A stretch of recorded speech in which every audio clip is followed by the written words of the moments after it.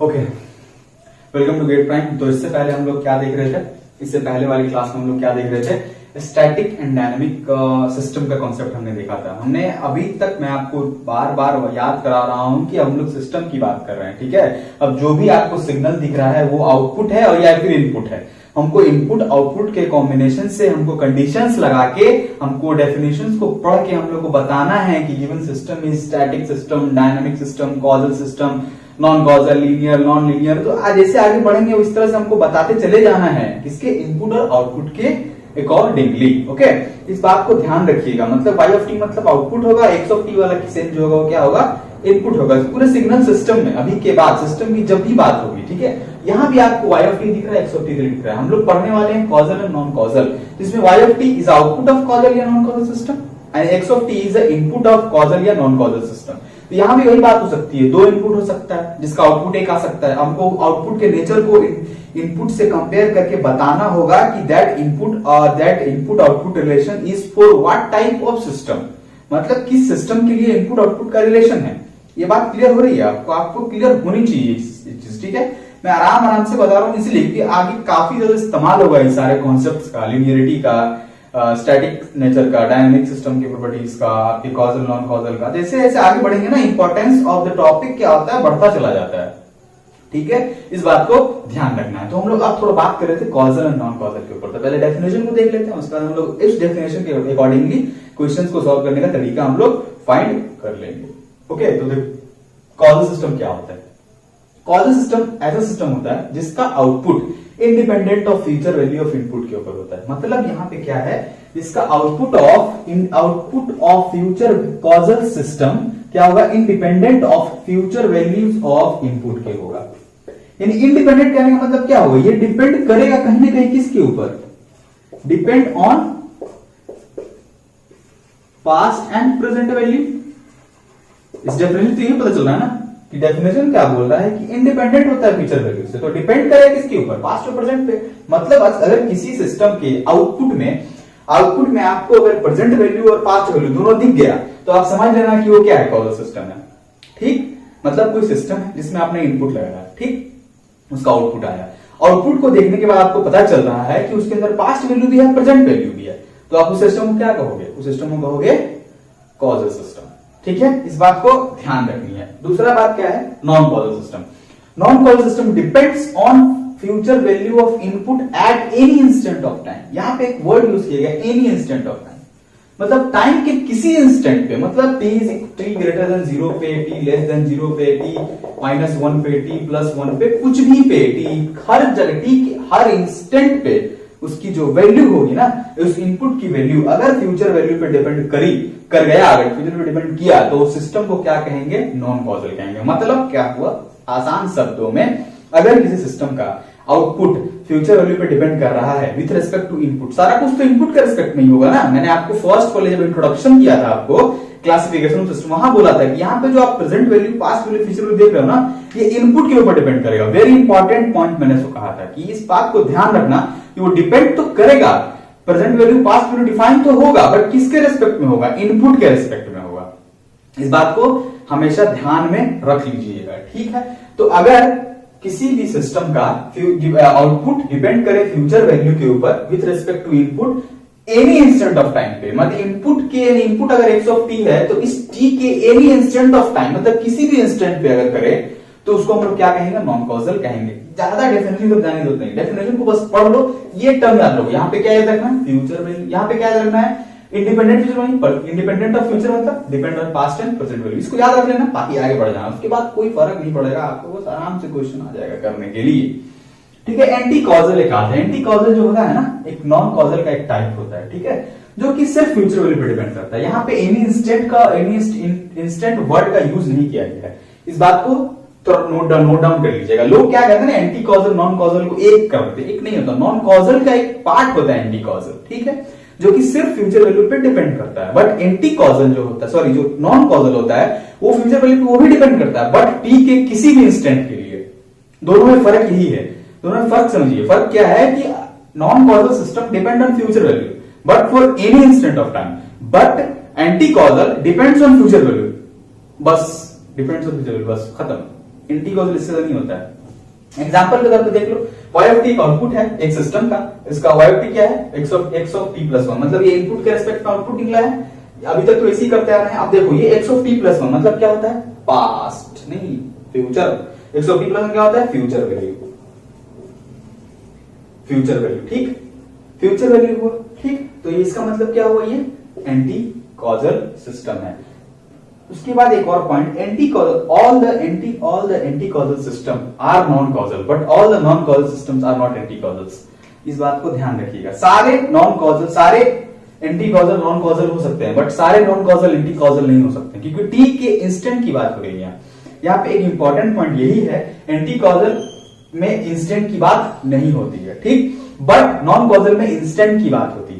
At any time के किसी instant की बात की जाती है। फ्यूचर वैल्यू तो दोनों में है, दोनों में कॉमन फ्यूचर वैल्यू है, बट दोनों में फर्क क्या है कि एक डिपेंड करता है टी, एक किसी भी टी के किसी भी इंस्टेंट पे डिपेंड कर सकता है, बट एक जो होता है ना वो सिर्फ फ्यूचर वैल्यू पे डिपेंड करता है, ठीक। और दोनों में फर्क क्या है, एंटी कॉजल जो होता है नॉन कॉजल का पार्ट है, इसका मतलब जितना भी आउटपुट, जितना भी सिस्टम एंटी कॉजल होगा ना वो नॉन कॉजल होगा, बट सारा non causal system anti causal नहीं होगा। इस बात को ध्यान में रखिएगा, ये इंपॉर्टेंट पॉइंट है कॉजल नॉन कॉजल सिस्टम का। ये बात समझ में आएगी, डेफिनेशन समझ में आ गया। हम लोग क्वेश्चन की तरफ बढ़ते हैं। क्वेश्चन को देखते हैं, यहाँ पे लिखा check the causal and non causal system. Example के तौर पे देखो, y of t is equals to x3t है। x3t का मतलब क्या है, x ऑफ t था, अब उसको t को क्या कर दिया गया, x ऑफ 3t कर दिया गया, मतलब उसको 3 गुना बढ़ा दिया गया। बढ़ा दिया मतलब क्या चलेगा, वो फ्यूचर में चला गया। इसका मतलब ये क्या है, फ्यूचर वैल्यू पे डिपेंड कर रहा है y ऑफ t, यानी output depend on the future value. इसका मतलब क्या हुआ, ये हुआ नॉन कॉजल। क्या हो गया, नॉन कॉजल। इस बात को ध्यान रखना, फ्यूचर वैल्यू पे डिपेंड करे तो क्या होगा, नॉन कॉजल। उसके बाद हम लोग आते हैं दूसरे पॉइंट की तरफ। यहाँ पे देखो y of t is equals to e to the power t plus 1 into x of t minus 1। यहाँ पे आपको एक इनपुट दे रखा है जो कि क्या है, e to the power t plus 1 into x of t minus 1। e to the power t plus 1 तो ये कोएफिशिएंट है, कोएफिशिएंट तो है ही है ना, सॉरी ई नहीं, टी प्लस 1 कोएफिशिएंट ही है, टी प्लस 1 क्या है, कोएफिशिएंट है। उसके बाद देखो x of t plus x of t minus 1 मतलब क्या है, ये x ऑफ t क्या होता है, present, x of t minus 1 क्या होता है, पास्ट। तो पास्ट पे यानी कि डिपेंड कर रहा है किसके ऊपर, पास्ट के ऊपर, मतलब ये क्या है, कॉजल सिस्टम हो गया, ठीक है। मतलब अगर पास्ट पे डिपेंड करे या प्रेजेंट पे डिपेंड करे तो क्या होगा, कॉजल, या सिर्फ फ्यूचर पे डिपेंड करे तो क्या होगा, नॉन कॉजल, ठीक है। लेकिन नॉन कॉजल का डिफाइन करते समय याद रखना, नॉट फ्यूचर पे डिपेंड तो करेगा बट बोलना पड़ेगा at any instant of time, क्योंकि अगर इंस्टेंट ऑफ टाइम नहीं बोलोगे, सॉरी अगर एनी इंस्टेंट ऑफ टाइम नहीं बोलोगे तो वो एंटी कॉजल हो जाएगी। सिर्फ फ्यूचर पे डिपेंड करना मतलब एंटी कॉजल। क्लियर, दोनों में फर्क समझ में आ गया होगा आपको, ठीक है। एग्जांपल नंबर 3 की तरफ आते हैं। देखो ये क्या है, y of t is equals to cs x of t। cs क्या है, मतलब है कॉन्जुगेट सिमेट्रिक। क्या है, कॉन्जुगेट सिमेट्रिक। कॉन्जुगेट सिमेट्रिक कैसे लिखते हैं किसी, तो कॉन्जुगेट सिमेट्रिक लिखने का तरीका क्या है आपको मैंने बताया हुआ, जब मैंने आपको उसका टाइप पढ़ाया था, x of t plus x conjugate of t, x conjugate of minus of t by 2। इस बात को ध्यान में आपको याद होना चाहिए, इसको मैंने बताया हुआ है जब मैंने type of signal classification of signal पढ़ाया था, conjugate symmetric, conjugate non symmetric, conjugate anti symmetric, वहां पे आप देख लेना, मैंने इस चीज को बताया है, ठीक है। कॉन्जुगेट सिमेट्रिक को ऐसे लिखते हैं हम लोग, x of t conjugate symmetric is equals to x of t plus x conjugate of minus of t by 2। अब क्या करना है, अब देखो हमको क्या करना है, किसी इंस्टेंट पे चेक करना है, तो कैसे चेक कर सकते हैं, मतलब यहाँ पे क्या है, t है, x ऑफ t है, कॉन्जुगेट है, x of minus of t है बाय 2 है। अब यहाँ पे क्या है, x ऑफ t भी है और x of minus of t भी है। x of minus of t का मतलब क्या होता है, x of minus of t का मतलब होता है पास्ट वैल्यू, t में से कुछ घटा दिया गया, मतलब क्या होता है, पास्ट वैल्यू। मतलब ये किस पे डिपेंड करेगा, पास्ट वैल्यू पे, पास्ट वैल्यू पे डिपेंड करेगा। अब पास्ट कहां पे है, देख लो पास्ट किस पे है, तो कॉजल सिस्टम में। तो ये जो आउटपुट है किस सिस्टम का है, कॉजल सिस्टम। अरे समझ में आ रहा है क्या, कुछ क्लियर हो रहा है, धीरे धीरे होता ही होगा, हो ही जाना चाहिए, ठीक है। अब हम लोग देखते हैं y of t is equals to क्या है, t प्लस 2। यहाँ पे ये साइन मल्टीप्लिकेशन नहीं है, चाहिए है कॉन्वोल्यूशन। क्या है, कॉन्वोल्यूशन। जब तारा दिखे तो क्या बोलना है, कॉन्वोल्यूशन, ठीक है। सिर्फ अगर दो ऐसे क्रॉस दिखे तो बोलना है मल्टीप्लिकेशन, ठीक है। तो कॉन्वोल्यूशन है, मतलब यहाँ पे देखो, यहाँ पे देखो t plus 2 convolution with delta of t minus, delta क्या है, इंपल्स। अब याद करो कॉन्वोल्यूशन का इंपल्स प्रॉपर्टी, जहां मैंने आपको बताया था अगर कोई भी चीज इंपल्स से मल्टीप्लाई होती है तो क्या हो जाता है, वो सिंपल क्या हो जाता है, t प्लस क्या होता है, कन्वोल्यूशन हट जाता है और क्या होता है, सिर्फ टी की बात होती है, टी होता है यानी एक्स ऑफ टी, हाँ सॉरी एक्स ऑफ टी हो यहाँ पे, x of T plus 2, question में गलती हो गया, यानी X of T plus 2 convolution of delta of T minus 2। तो क्या करते हैं हम लोग, डेल्टा का टी जो होता है वो हम लोग एक्स वाली टी में लेके चले आते हैं। देखो क्या होता है, T minus of 2 plus of 2, क्या हो जाएगा, ये होगा इसका final answer using the property impulse property of convolution. जाके पीछे देख लीजिए, या आपने पढ़ा होगा तो आपको पन्ना में लिखना पड़ेगा, नहीं तो वीडियो को जाके देखना पड़ेगा, ठीक है। तो यहाँ पे क्या है, x of T plus 2 convolution with delta of T minus 2, इसका ये है इंपल्स प्रॉपर्टी। इसमें क्या होता है कि जो इंपल्स की टाइम होती है उसके साथ जो कोएफिशिएंट मल्टीप्लाई है उसके साथ वो चला आता है। तो आने के बाद क्या होगा, एक्स ऑफ सिर्फ टी हो जाएगा।